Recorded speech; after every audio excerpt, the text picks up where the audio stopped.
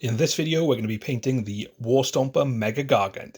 Now, this is a bit of a long video. It's taken 3 days to film in its entirety, but I really do hope you enjoy it. If it's your first time here, please consider subscribing and don't forget to hit that bell so you know when all my latest videos are released.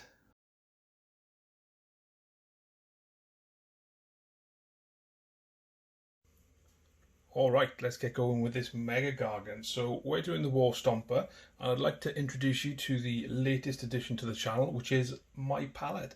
Now this is a Red Grass Games Studio XL palette. I was just starting off with some Cadian Fleshtone, and I thought for this, because there's a lot of flesh tones, I thought it would be quite useful for you to see how thick my paint was on the palette. So I'm just adding some water to it. And that's Cadian from the Cadian Fleshtone straight from the pot. I'm just adding my water to it. So in terms of how much water we've got on there, probably about 1 to 1. And what we want to do with the model is we just want to paint all those areas that are going to be flesh. Now you can see I've primed it black, and then I've just given it a squirt of grey here over the top just to kind of brighten some of those areas.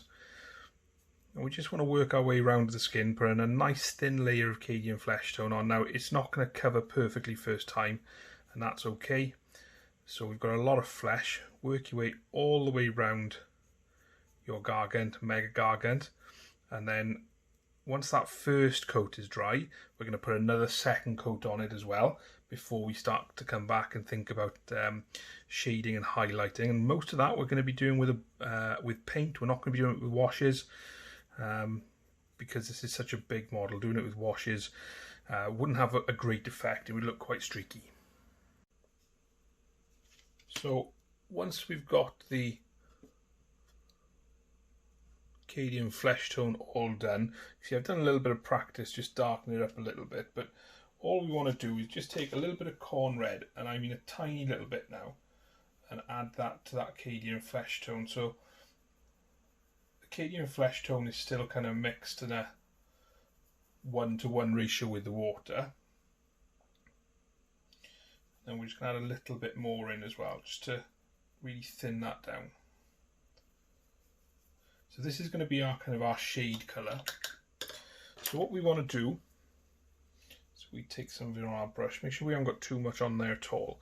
And what we're looking for, just make sure we're in focus there, is all these kind of little areas, kind of in the dark areas where the paint's not covered well, all these kind of joints in the skin, and also where the clothing kind of joins as well. So we've got all these wrinkles and nicks and everything like that. We just want to use this mix to paint those in. Just trying to show somewhere better to show you, maybe on the foot for example, just painting around like that, and you can see that the colour can be quite stark, but because it's thin, once it kind of dries, it'll blend in. And what we can do is use this to just work on those areas where the Cadian Fleshtone hasn't quite covered perhaps as well as we would have liked. So get that done all the way over all the skin, and don't worry if it starts to look a little bit pink, because we will be coming back and obviously we will be highlighting it all and maybe darkening some areas as well as we go ahead and finish the rest of the skin on this Son of Behemat. Once we've done all that, it might take a little bit of time. We're just going to go back to that Cadian Fleshtone, and essentially what we're going to do is we're just going to bring in where we've spilt over, and because we've kind of got that nice 1-to-1 mix again, the Cadian Fleshtone's nice and thin, so it'll leave some of that dark colour if we do overspill too far. So what we're looking to do is just go over all those areas, and with this it'll blend the two colours together quite nicely, ready for us to come in and think about highlighting next. So just going round, straightening this all off, catching those raised areas, leaving the darker shade in the recess just like that, and then we'll come back and we'll start the highlighting next. So things are coming together quite nicely now. So what we want to do is we want to get some Kislev Flesh. Now I've thinned this down probably just a little over 1 part water to 1 part paint, but you can see it's quite runny on the palette like that. I just want to pull my brush into a point so I don't have too much on the brush. And when it comes to the model, again, what we're looking to do is just pick out these really raised areas, leaving the darker colours in the recesses. I'll show you on this arm here because it's probably easier. We're just looking for those raised lines, and it comes out quite bright to start with, but again, as ever, once it dries, it'll dry down into the model. So we're just looking to pick up those most raised areas of these folds. We're looking to do it all over the model. So for the chest area, we're going to paint the whole thing with Kislev Flesh. And it'll just blend its way down nicely. And the reason we're doing that is because that's the most prominent part. Same with this leg here. So if we were going to look to highlight the leg, just make sure that's on cam, which is covering those large areas, but we're kind of painting it in streaks. And then where we've got the folds, we're just going to paint the folds in to get those highlights. So you just need to do this all the way across the skin, and then we'll come back with a final highlight just to check where we are. And I think we'll be pretty much there on the skin, and we'll be ready to go on to some of the other colours next. So the last highlight colour we want to use is a little bit of Flayed One Flesh. You can see I'm putting on the palette there just maybe 2 parts water to 1 part paint, because I want it nice and thin. I don't want it to overpower any other parts of the model. So in terms of how we apply it, very similar to what we've done so far. So if I can just get this leg here, we're just looking for those raised areas, but we're just really focusing on the kind of raised areas in the middle of the leg. So just if you have a think, if you look at your own leg muscle, you'll see that it splits.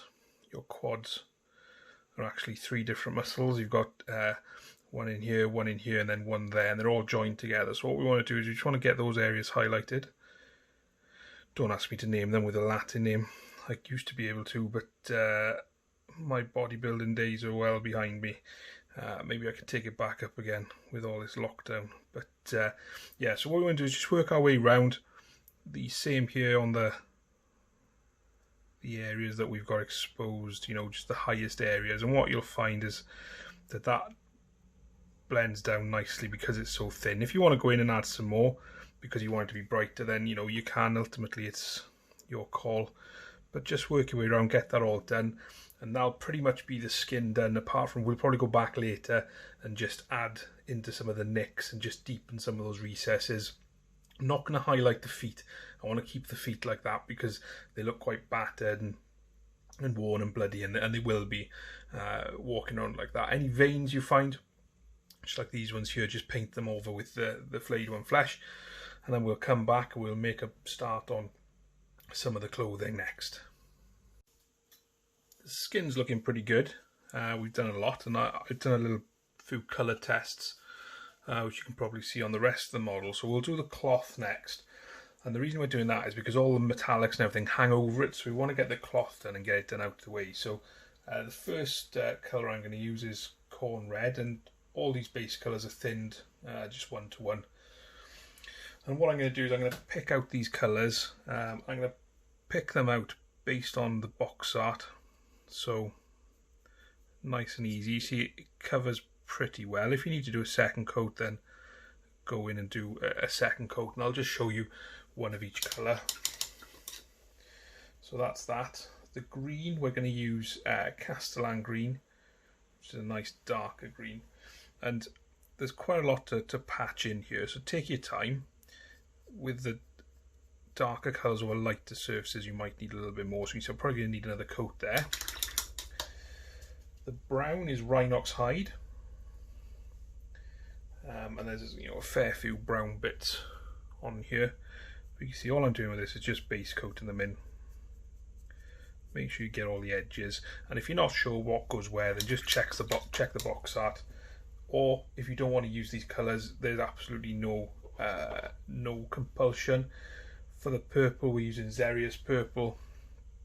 So again, the only thing you need to be careful of is the bits you've already finished, and obviously those bits of skin as well. So work your way around all the clothing, get them all based, and we'll come and shade them next. I want to get a bit of shade back into these. So what I'm going to do is, over all the clothing leather straps we've just painted, I'm going to shade it with Nuln Oil. But what I'm going to make sure is that it doesn't pool anywhere, it just darkens down. So this is going over all the purple, over all the green, just like that, nice and easy. And a couple of things I've done, because I thought I've got the colours out, so it's probably a convenient time to do them as well.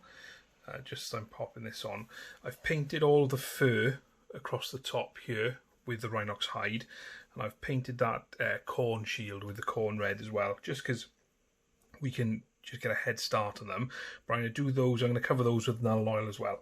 So work your way around, like I said, make sure it doesn't pool, and then I'm going to have a cup of tea and a biscuit, let it dry fully, and then we'll come back and I'll show you how to highlight it to make it look a little bit like rough leather. So tea and biscuits are done and the paint is mostly dry. So what we want to do now is just put some of those base colours back in. And all we're going to do is, so if I show you the Castellan Green, we're just roughly kind of picking up those raised areas, just like that. And it's just kind of rough area highlights we're doing. We're not doing thin, crisp line highlights because those don't work for this model because it's too big. So I'll just show you quickly with the red as well. And as for the mix on these, the mix is very similar to that 1-to-1 mix we used before. They're just still on the palette. And I should say my paints are drying a bit quick, but it's because I've got my lights up to film. In normal circumstances, the wet palette doesn't, the paints don't dry out for a good while. I really do like the Red Grass Games palette. I've used a couple of other ones, but this one's by far my favourite.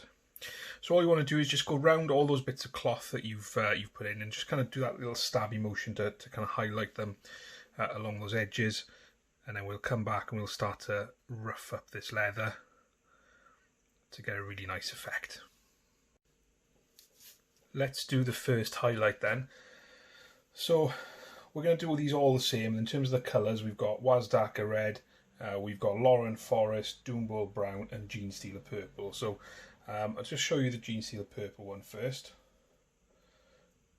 And again, all we're looking to do is just kind of find that kind of edge, and we're just looking to tap the brush in, just kind of give like a little scuffed look to it. And we're not line highlighting, and the key here is to be just really irregular with it. Pop a few scuffs in to the colour itself, and then if we have a look at the Doombull Brown next, we're going to do exactly the same, except this is the highlight for the brown, and this is going to be the highlight for the fur on the top as well. So I won't show you that here because the wash is taking a bit longer to dry, so it's not quite ready for me to go on there. But essentially what we're looking to do is just catch edges with a nice uneven kind of pattern.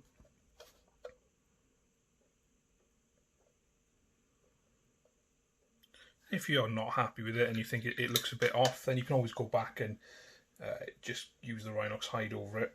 Got the Wazdakka Red for the red, and again we're not doing anything different, we're just catching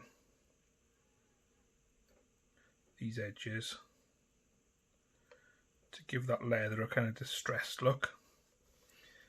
And then lastly we've got the Castellan Green, sorry not the Castellan Green, the Loren Forest, which is to highlight the Castellan Green, and exactly the same.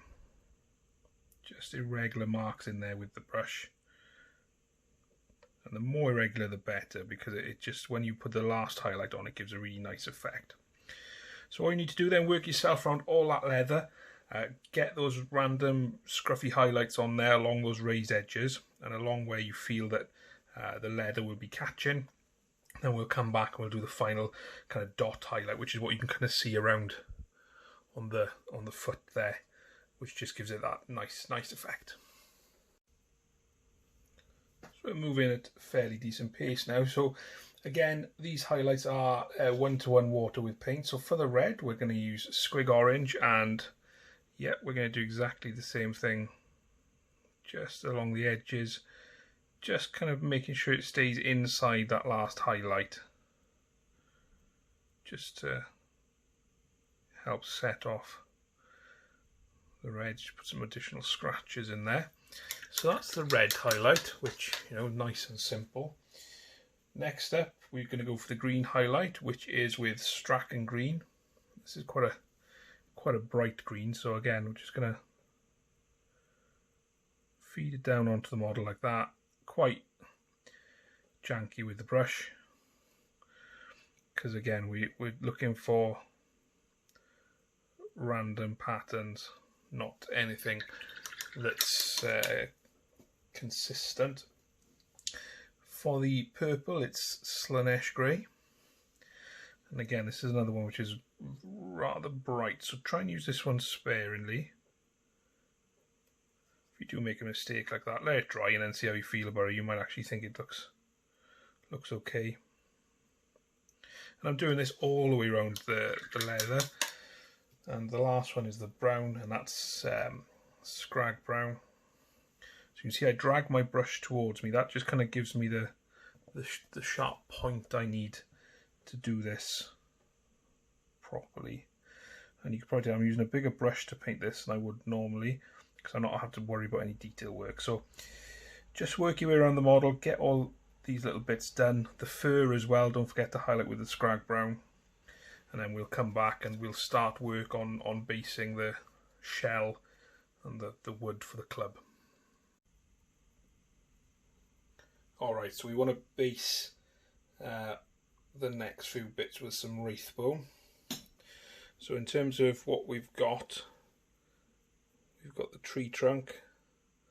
Now I've thinned this Wraithbone quite a bit, so I've probably put 2 parts water for 1 part paint, and you can see on the palette it's quite bubbly, and the reason for that is, for whatever reason, my Wraithbone has gone really thick in the pot, a little bit like the Korax white tends to go. So I'm going to paint this branch, I'm going to paint the shell here, again just being careful of anything I've already finished.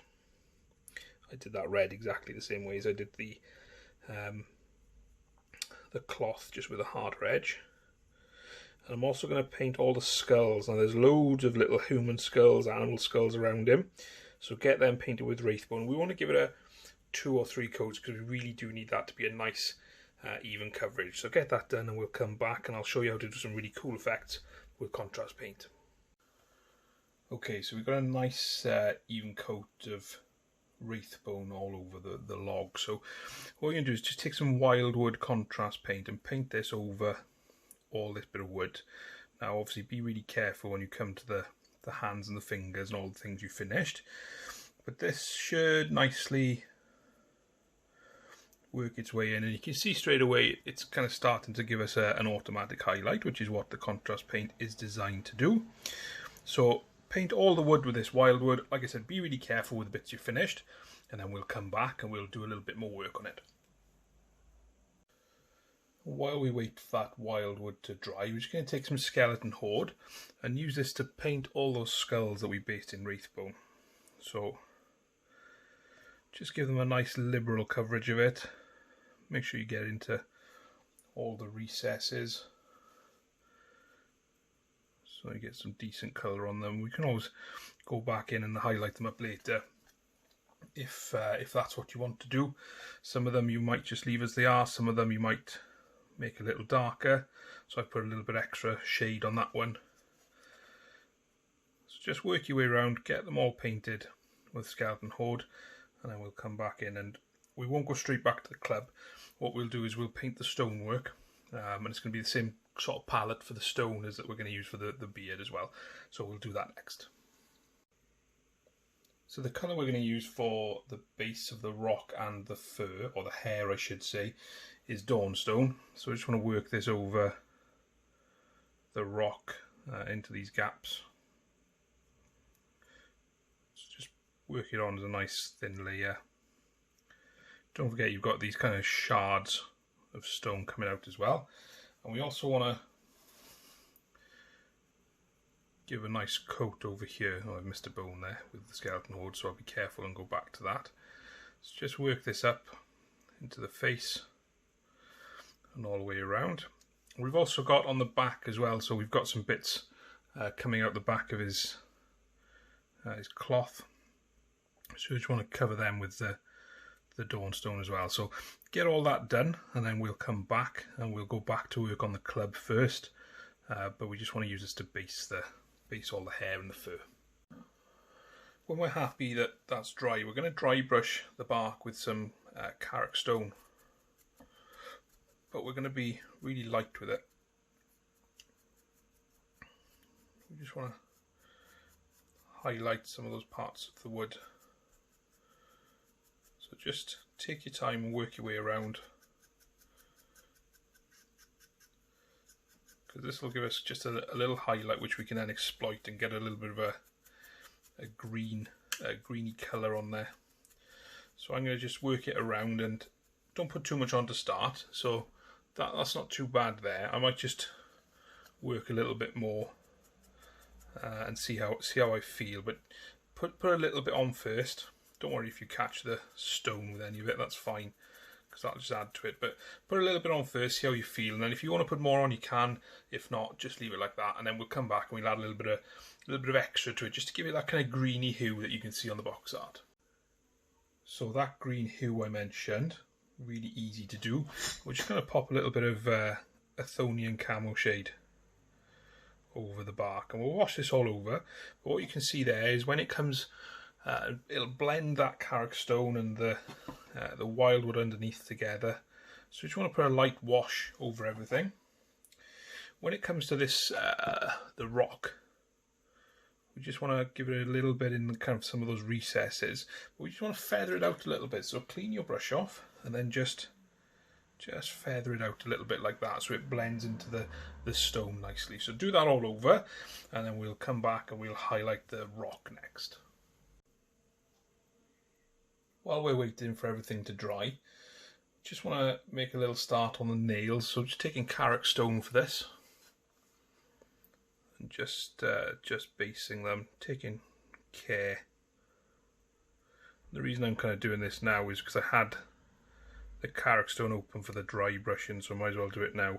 Don't worry if you don't get it right into the edge, because we're going to obviously shade it, and that'll kind of just take it in. And I like with this model, I like how it's okay not to worry about everything being on point and spot on, because there's so many opportunities later on to just pull stuff together, and it really just adds to the overall effect. So paint all the nails with Karak Stone. Don't worry if you don't get a perfect coat, because again, that adds to it. So I'm only going to do one coat of Karak Stone, and however that looks like, that's what it looks like, and then we'll obviously shade it and highlight it, and it'll just give lots of variation across the different nails.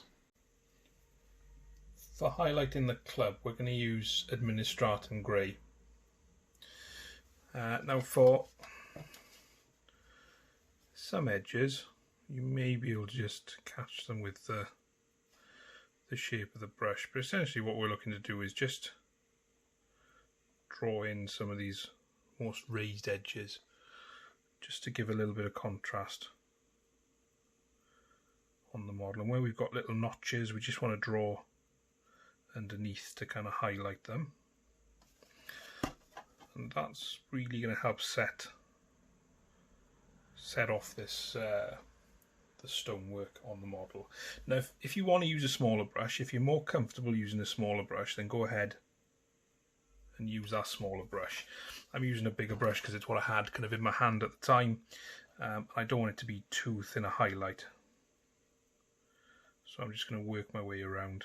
And what you'll see is lots of striations on here, lots of lines on here like this, so you can just draw thin lines along there to reflect kind of scratches in the stonework. So work your way around that stone, and any other bits of stonework that you may have done on the model. And then we'll come back and we'll do this shell carapace next. Okay, here we go for the carapace here. So we're using contrast paint for this. We're going to use 2 contrast paints. We're using Hound Orange and Flesh Red. So just before we put any paint on, you want to try and keep this line of Wraithbone in. So you don't want to just cover this. So we're just going to do it sort of one segment at a time. So I'm taking some Hound Orange. I'm just going to paint this all over this part here. So you can see I've spilt in there, so I'm going to have to go back in and repair that later. I'm just going to work it up into there, like that. Then I'm going to clean my brush, and I'm going to take some Flesh Red, just a little bit, and I'm just going to paint that in the middle, like that. And I'm going to let that blend in and dry. Now, I'm not really happy with how much Hound Orange I put on there, so I probably put a little too much on, so I'm just going to try and spread it out a little bit. And you can see that that Flesh Red is just trying to blend in across everything. So that's probably a little bit better. So I'm going to let that dry, and then I'm going to go and do it across all the rest of the carapace, and then we'll come back and have a look at it and see if we need to highlight it. That's turned out really nicely, and I'm really happy with the colour on there. I think what I might do is it's a little bit too dark in some of these areas here, so I might just put some more Hound Orange on. But what I want to do now is just highlight it, and the colour I'm using for this is Tau Light Ochre, so it's just a kind of yellowy brown. I just want to work it in down these edges. So do that on all the orangey bits, and that's turned out really nicely from a really simple technique. And the other thing I can take that Tau Light Ochre for is I just want to catch the ends of some of these bits of fur, like that. Now don't worry if it looks a bit too bright, it'll start to blend itself down as it dries.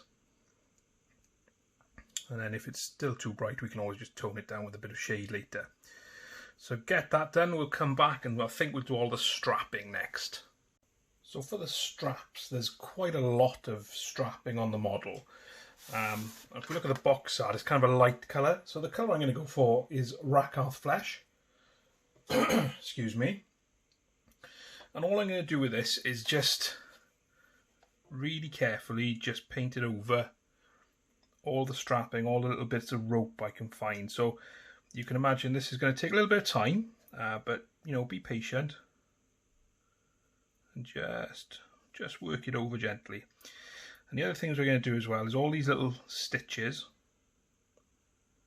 holding the clothing together. We're going to do that as well, or do those as well, I should say.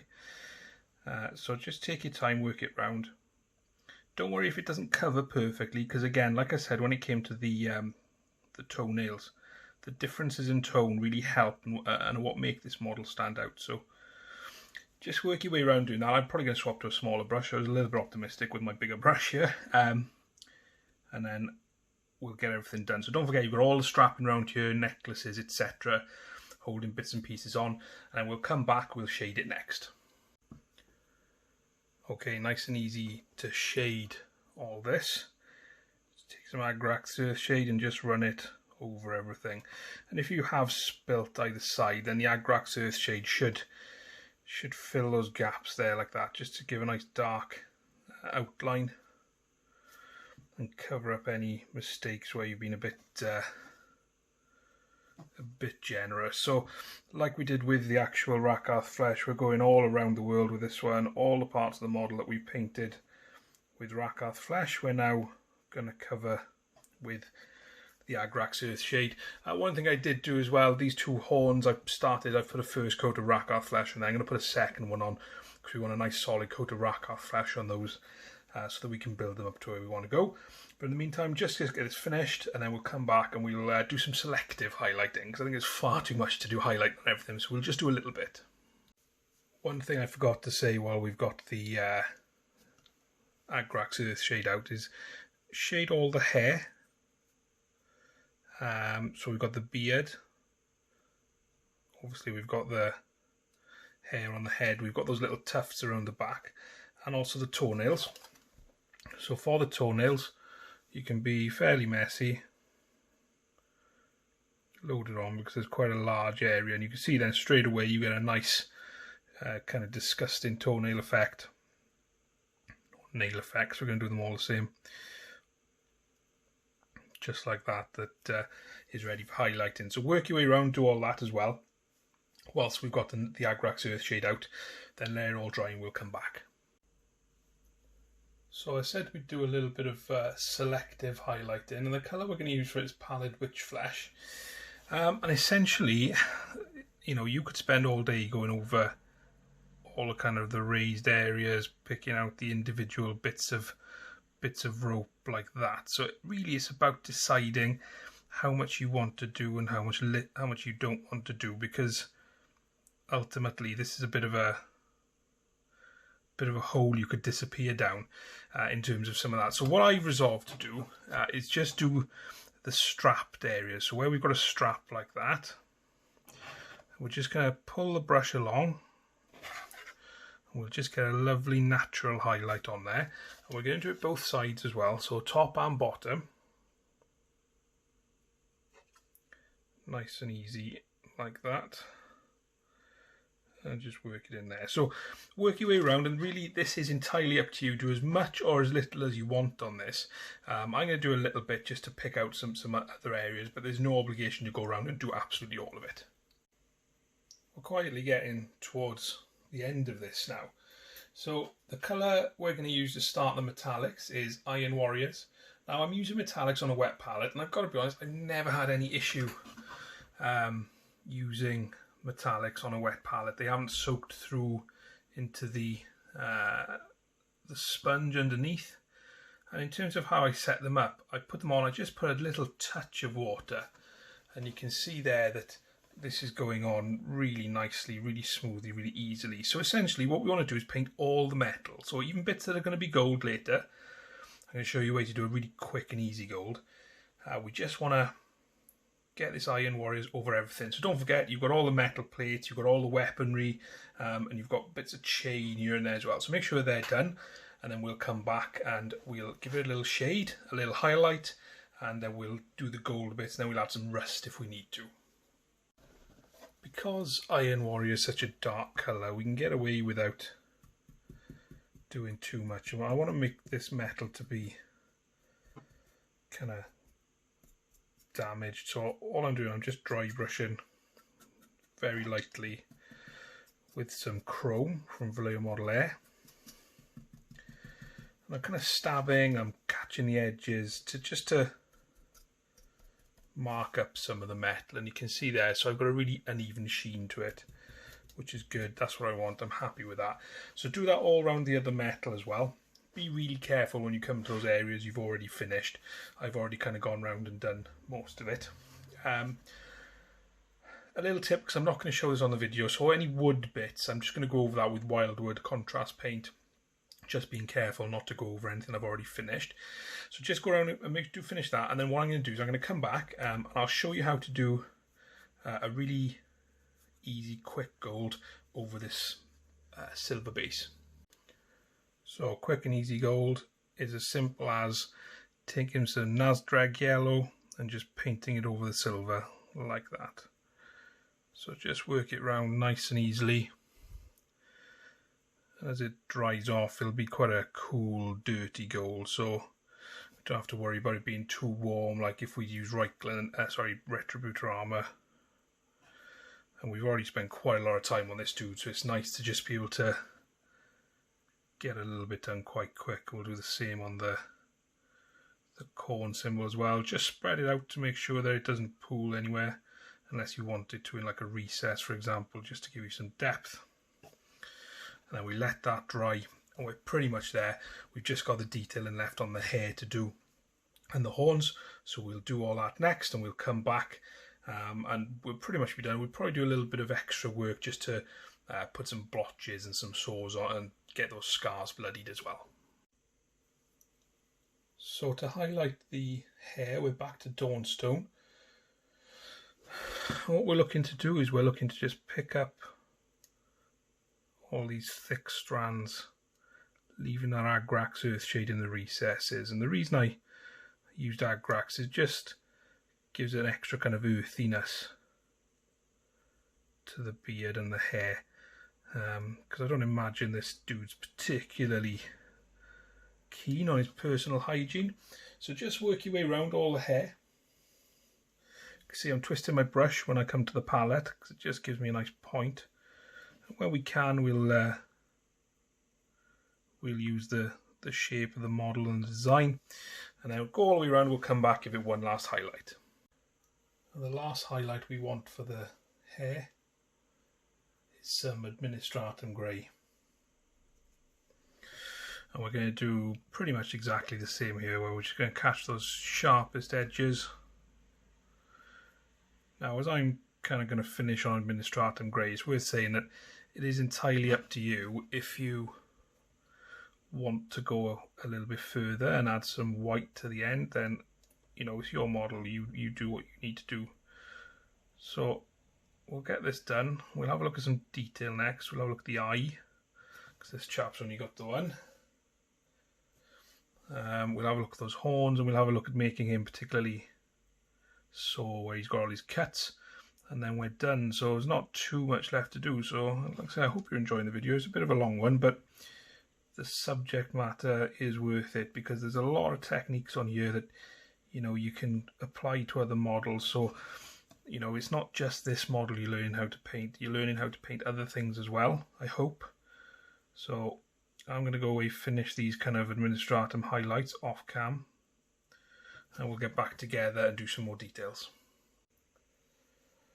Let's get onto that eye then, and let's just use some of that Pallid Witch Flesh that we've got on the palette from earlier. You see I'm just dragging my brush through it to get that nice tight point, and then when it comes to getting it done, we've got a much bigger eye than we normally would have for a Space Marine or something like that, just because of the scale of the model. So that gives us a nice nice colour for the eye.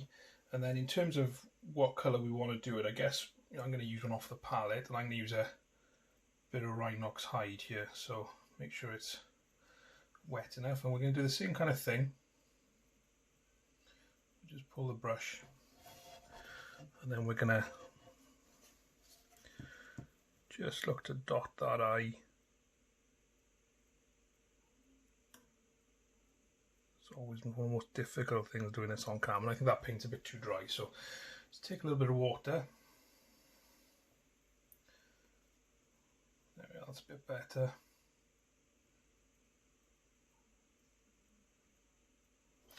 I'll try again.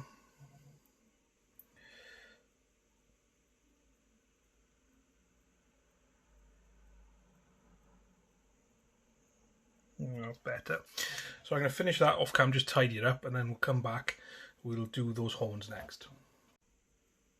Let's make a start on the horns. So the colour I'm going to use is Rhinox Hide, and you can see there it's really thin. So it's probably about 4 parts paint to 1 part water. What I'm going to do is I'm just going to cover this part of the horn. You can see that's really thin. So just want to work it gently towards the tip. I just want to let that dry. I'll show you on the inside as well. Just working it to the tip. By doing it in sections like this, it just makes it a little bit easier to control where the paint goes. So if you're not happy with how it's on the model, you can just keep adding a little bit. Just work it into those kind of bits in there to give you that hard line. Then just keep working it gently and let that dry. Go back to it and I'll show you the next stage. Using that same mix of Rhinox Hide.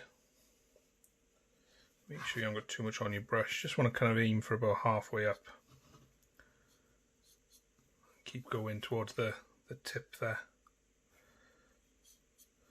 And what you'll start to see is you'll start to See how that just gives a gradual transition. It's not the best blending in the world, but it's a gradual transition, and it's the first kind of step on the way to learning about it. It's just using thin paints. Just work your way around both horns, and essentially what I'm going to do is every time that dries, I'm just going to work it up closer to the tip until we've got pure Rhinox Hide on the end. Okay, so we've got those horns done. The last thing we're going to do now is we're just going to touch up some bits. So you may have noticed that he did start with an arrow in his leg. He's now lost the arrow in his leg. So I'm just going to take some Carrobourg Crimson and just fill over that. I'm also going to use it anyway you can see these nicks. Again, I don't know why I'm using such a big brush, because I want to be able to control the amount of paint. So where we've got some scars as well, we might want to put some scar tissue. Where we've got some boils, just want to put some of that red round there. So work around the model, find any areas, you know, we've this part on the face here where we've got some significant damage to the eye. We basically got his head held together with some metal plates, and we want to get that Carrobourg Crimson in there. On the nose as well. So just work that around the model. Don't put too much on to start with, just put a little on, and then you can always come back and add a little bit more if you need to for effect. So there we have it. This Warstomper Mega Gargant is ready for the table. Just needs a little bit of basing. I haven't decided how I'm going to do that just yet. I really hope you've enjoyed the video. If you have, please leave a like and a comment down below. It really does help me improve the content for the channel, and I really hope you've enjoyed seeing my palette so you can see how I thin all my paint. If you want to support the channel, then you can do with links in the description to my Patreon, where you get exclusive access to me, a monthly Q&A and exclusive content. There's also additional features coming online all the time. You can also use the link to Goblin Gaming, get up to 20% of all your wargaming needs, and there's links to some of my recommended equipment there as well. So thanks again for watching. I'll see you next time.